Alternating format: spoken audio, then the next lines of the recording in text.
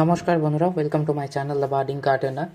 তো আজকে যে ভিডিওটা দেখাবো এটা পেয়ারা গাছের, এটা আমার ঘরের পেয়ারা গাছের ভিডিও আর কি। এটা অনেক দিন আগে বানিয়েছিলাম, এটা আগের বছর জুন মাসের ভিডিও। আমি পোস্ট করতে ভুলে গেছিলাম আর কি, সরি তার জন্য। তো এই গাছটাতে 12খানা পেয়ারা হয়েছিল, আর এটা সেকেন্ড লটের পেয়ারা আর কি। মানে ফার্স্ট লটেও 3টে পেয়ারা হয়েছিল, তারপরে 12খানা হয়েছে। দেখো এখানে যেটা এটা দেখতে পাচ্ছ, এটা একটা বোতল কেটে আমি তলার দিকে ফুটো করা আছে। এটার মধ্যে আমি সবজি খোসা দিই যাতে ওটা কম্পোস্ট হয়। তলায় টবটাকে নিউট্রিয়েন্টস দেয় আর কি, টবের মাটিটাকে। কারণ দেখতে পাচ্ছ টবটা অনেক বড়, আমি যদি বাই চান্স মাটিটাকে বারবার চেঞ্জ না করতে পারি, তাই জন্য এই সেট আপটা করেছিলাম আর কি।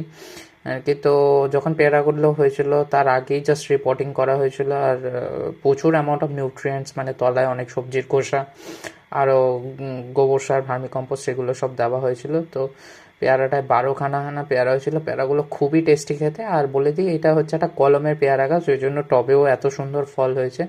নার্সারি থেকে যখন এনেছিলাম এটা, তখন কলমের পেয়ারা গাছই এনেছিলাম আর কি।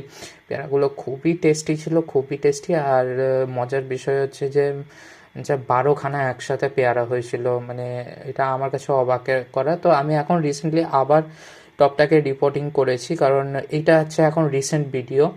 তো এটা রিসেন্ট ভিডিওতে আমি ওই বোতল কাটাটার জায়গায় এরকম এরকম 12 ইঞ্চির একটা পাইপ কেটে ঢুকিয়েছি, তলার দিকে ফুটো করা আছে, যাতে আমি এটাতে সবজির খোসা দিতে পারি।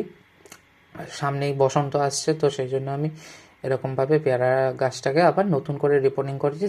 তো আজকে এই জন্য এটাই ছিল ভিডিওটা। Thanks for watching.